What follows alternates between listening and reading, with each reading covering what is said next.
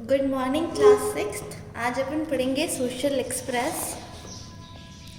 इसमें आपको पहले हिस्ट्री का चैप्टर पढ़ा चुके हैं। आज अपन सिविक्स का चैप्टर स्टार्ट करेंगे। Chapter 21 prejudice and discrimination.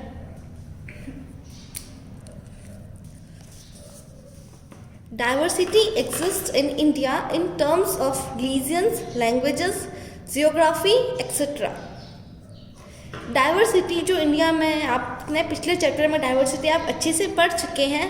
तो देखिए डाइवर्सिटी कहीं पे भी हो सकती है, रिलीजियंस में भी हो सकती है, लैंग्वेज के बेसिस पे भी डाइवर्सिटी हो सकती है और ज्योग्राफी में भी डाइवर्सिटी हो सकती है। Sometimes this diversity is not treated well in the society.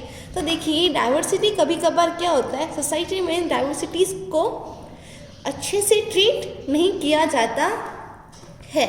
जैसे आप किसी स्टेट में रह रहे हो, उसमें अलग अलग रिलीजियंस है, तो क्या हो गया, रिलीजन में डाइवर्सिटी हो गई कि अलग अलग रिलीजन के लोग यहाँ रहते हैं।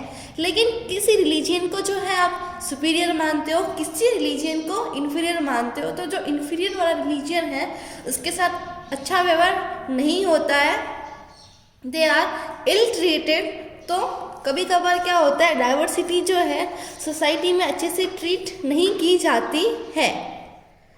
At some times, some social groups form negative opinions or ill-treat other social groups that are different from them without any real basis. कभी कभार क्या होता है, कुछ सोशल ग्रुप्स जो है उन दूसरे ग्रुप्स के लिए कुछ नेगेटिव ओपिनियंस बना देते हैं, कोई बुरी धारणा विचारधारणा बना देते हैं कि और उन्हें अच्छे से व्यवहार नहीं करते, उनके साथ इल ट्रीटमेंट होता है कि वो जो है उनसे अलग है। बिना किसी बेसिस पे वो कह देते हैं कि ये हमसे जो अलग है, इसलिए वो उनके साथ अच्छे से व्यवहार नहीं करते हैं। इन्हीं नेगेटिव ओपिनियंस को प्रेजुडाइज कहा जाता है, which can lead to tensions in that society and disintegration of society। तो इससे क्या होगा, टेंशन होगी सोसाइटी में और जो डिसइंटीग्रेशन इन ऑफ यूनाइटी, मतलब जो है वहाँ पे फिर यूनाइटी नहीं होगी। तो एक प्रेजुडाइज की डेफिनेशन एक और देख लीजिए, judging other people inferior is known as prejudice. आप किसी भी पर्सन को जो है इन्फीरियर मानते हो, उसको नीचा मानते हो, उसे कहा जाता है प्रेजुडाइज। उस विचारधारणा को प्रेजुडाइज कहते हैं। Prejudice is an irrational perform judgment or opinion about an individual or a group either favorable or unfavorable in nature। तो ये क्या है, किसी के बारे में भी एक जजमेंट या ओपिनियन होता है, किसी एक पर्सन के ऊपर या फिर पूरे ग्रुप को लेकर जो ये जजमेंट होता है, जो कि क्या है नेचर में फेवरेबल सही भी हो सकता है और अनफेवरेबल भी हो सकता है। In modern usage, however, the term refers to unfavorable or hostile attitude towards other people because they are members of another social or ethnic group. A prejudice is based on the conventional ideas about the targeted group conceived without any logical grounds। तो देखिए मतलब जो अपने आप को superior मानते हैं वो दूसरे लोगों के साथ जो क्या है अनफेवरेबल हॉस्टाइल एटीट्यूड, मतलब उनके साथ अच्छे से व्यवहार नहीं करते, उन्हें इन्फीरियर माना जाता है। तो प्रेजुडाइज किसके ऊपर बेस्ड है, अबाउट द टारगेटेड ग्रुप, मतलब किसी ग्रुप को टारगेट कर दिया जाता है विदाउट एनी लॉजिकल ग्राउंड, बिना किसी लॉजिकल जो है ग्राउंड के, बिना कोई रियल बेसिस पे भी उनको अलग मान लिया जाता है कि ये हमसे अलग है। Effects of prejudice. तो देखिए प्रेजुडाइज की क्या इफेक्ट से क्या ये इसके प्रभाव है। Prejudice leads to mutual distrust and becomes a hindrance in creating harmony in a society. Prejudice से कारण लोगों के बीच में आपस में क्या हो जाता है, डिस्ट्रस्ट, किसी पे वो ट्रस्ट नहीं कर पाते हैं और जो है एक बाधा बन जाती है, सोसाइटी में हार्मोनी नहीं हो पाती। इसके हार्मोनी क्रिएट होने के लिए क्या बन जाती है, एक बाधा बन जाती है, हिंड्रेंस बन जाती है सोसाइटी में। Second, it leads to ethnic hostilities which constitute a major danger to peace both within a nation and among Nations. तो ये देखिए नेशंस और अमंग द नेशंस दोनों के लिए क्या दोनों की जो शांति के लिए खतरा बन जाता है प्रेजुडाइज। तो ये इसके इफेक्ट्स थे प्रेजुडाइज के। अब स्टीरियोटाइप्स क्या होता है? When people develop a negative or positive opinion about someone or something, जब जो है किसी भी चीज़ के ऊपर अपन अपना नेगेटिव ओपिनियन बना ही देते हैं या फिर पॉजिटिव ओपिनियन बना ही देते हैं, तो वो क्या आगे से आगे वो जो ओपिनियन चला जाता है, आगे से आगे उस ओपिनियन को लोग मानते हैं, तो उसे कहा जाता है stereotype. They and up creating a stereotype. वो क्या क्रिएट कर रहे हैं? स्टीरियोटाइप। आपको एक एग्जांपल देके बताऊंगी। जैसे अपन जेंडर डिफरेंस का ही ले लेते हैं, तो ऐसा माना जाता है कि जो है अपनी जो है मेल डोमिनेंट सोसाइटी है, फीमेल को जो है इतनी फीमेल्स के पास इतनी पावर नहीं होती है। बचपन से ही अगर किसी के घर में बेबी गर्ल का जन्म होता है तो उसको यही सिखाया जाता है कि उसको घर का काम करना है। तो एक वुमेन की ये सारी ड्यूटीज़ होती है कि अपने बच्चों का ध्यान रखना, घर का सारा काम करना और अपने बड़ों की टेक केयर करना। उनको जो है एजुकेशन का राइट नहीं मिल पाता है, वो घर का इतना सारा काम करते हैं विदाउट एनी, उन्हें उसका जो है पेमेंट भी नहीं मिलता है। तो ये क्या एक स्टीरियोटाइप बना हुआ है कि जो है हम सब यही चाहते हैं कि हमारे घर में जो बेबी बॉय का जन्म हो, हमारे घर में बेबी बॉय आए। तो इससे क्या है, हर कोई यही चाहता है कि उनके घर में बेबी बॉय हो। तो इससे वो क्या करते हैं, फीमेल फर्टिसाइड को वो ज़्यादा बढ़ावा दे रहे हैं। We generalize our opinions which are based on preconceived ideas of yesteryears. जैसे take an example of gender difference. अपन जेंडर डिफरेंस का एग्जाम्पल ले लेते हैं। It is said that continuity of the female of the family depends upon the male child and not female child who is considered as liability and property of others. तो देखिए ऐसा कहा जाता है कि किसी फैमिली का अस्तित्व कब बढ़ेगा, मैन से होता है। किसी भी जो फैमिली का अस्तित्व मैन के कारण होता है, फीमेल चाइल्ड से नहीं होता है। फीमेल को क्या माना जाता है कि वो तो पराई संपत्ति है। So a family gives preference to male child. तो हर फैमिली यही चाहती है कि उनके घर में मेल चाइल्ड हो। द नेक्स्ट जनरेशन, तो इससे क्या जनरेशन टू जनरेशन वो यही चाहते हैं कि हमारे घर में लड़का ही हो। तो ये देखिए ये ओपिनियन क्या एक जनरेशन से दूसरी जनरेशन अपने आप ही आ रहा है। इससे क्या होगा, उनके घर में फीमेल तो हो ही नहीं पाएगी, फीमेल फर्टिसाइड होगा, female foeticide. Parents take care of their male children.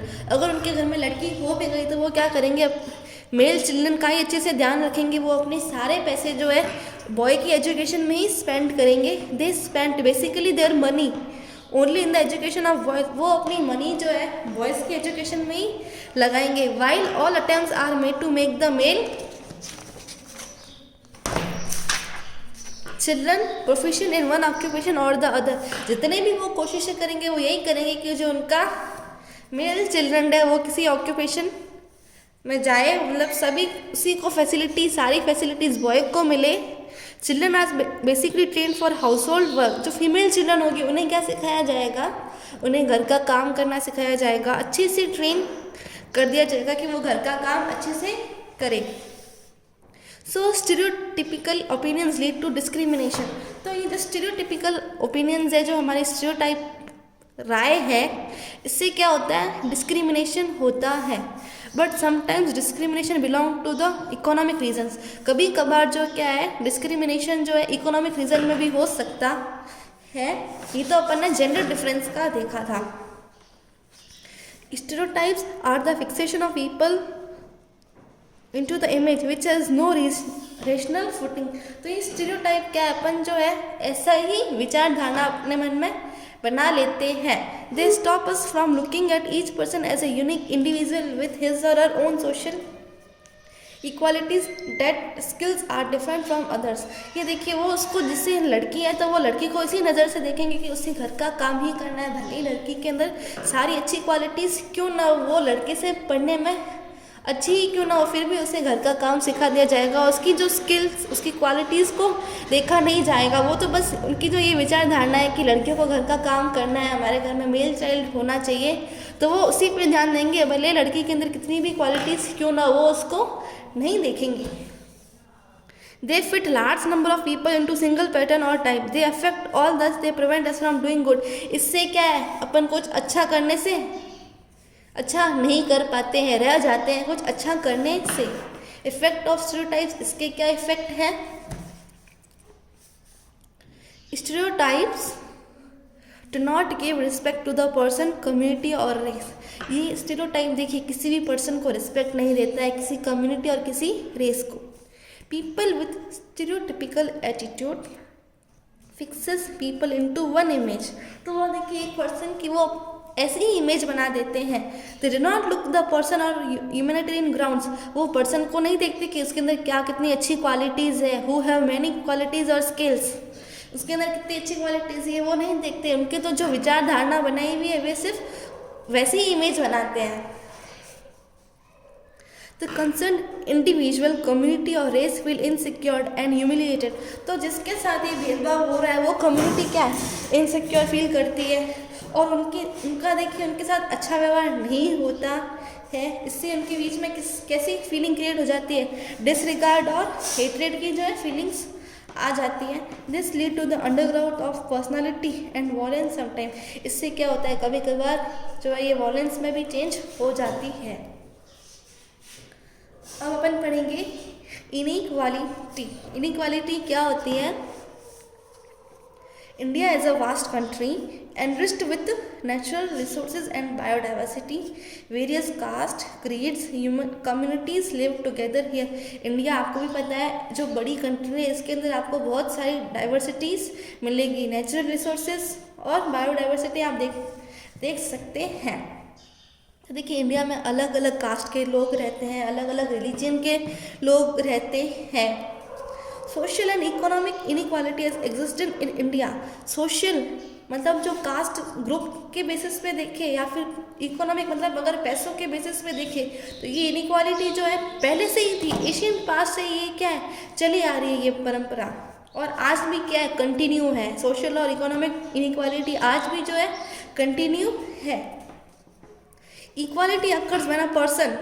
Inequality कब आएगी, जब देखिए कोई पर्सन है वो देखिए जो रिसोर्सेज है जिसकी उसे ज़रूरत है वो उसे नहीं मिल पा रहे हैं वो सारे, तो उसके बीच में क्या आ जाती है, इनइक्वालिटीज़ आ जाती है. फिर उसके साथ डिस्क्रिमिनेशन भेदभाव होने लगता है. जैसे जो पीपल है उनके पास मनी नहीं है, अगर उनके पास पैसा ही नहीं है तो वो अपनी रिक्वायरमेंट्स को कैसे फुलफिल करेंगे, जैसे फूड, शेल्टर, क्लोथिंग, तो वो सब उन्हें नहीं मिल पाएगा. और वो मोस्टली होते किस कास्ट से है, वो बैकवर्ड क्लासेस से होते हैं और उनके साथ जो है भेदभाव किया जाता है हर जगह पे. उनकी वर्क प्लेसेस पे अगर मान लीजिए कोई बैकवर्ड क्लास का है उसे कहीं जॉब भी मिल जाती है तो उसे अच्छी जॉब नहीं मिलती है और उसके साथ क्या होता है भेदभाव होता है. कभी कभार जो किसी पर्सन को सोशल डिस्क्रिमिनेशन और इकोनॉमिक डिस्क्रिमिनेशन दोनों को फेस करना पड़ता है. एक तो वो लोअर कास्ट का, ऊपर से वो पुअर है, वो इतना एबल नहीं है कि वो अपनी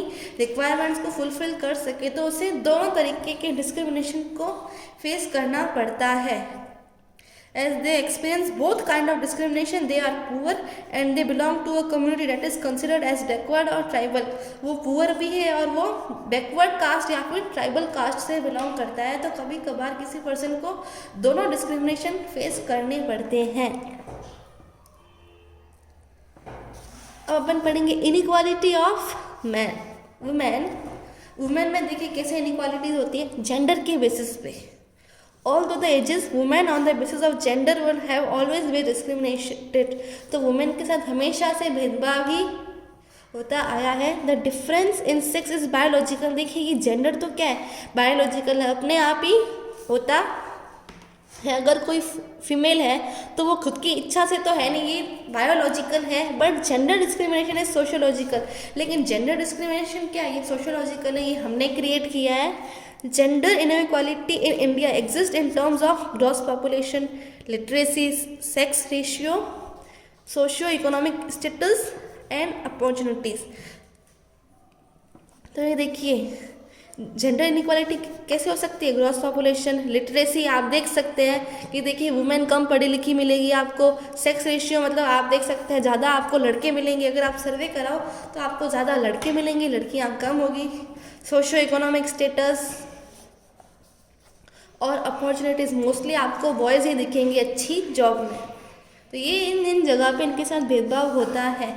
अगर आप देखें, अगर आप वुमेन को देखें, अपने घर में ही आप देख लीजिए, तो वुमेन का काम क्या है? सिर्फ घर में खाना बनाना, अपने बच्चों की देखभाल करना, जो घर में बड़े हैं उनकी सेवा करना, उनका ध्यान रखना, वॉशिंग क्लोथ्स और सारे घर के काम मतलब वही करना है। मतलब अपन कह सकते हैं कि वुमेन का काम क्या है?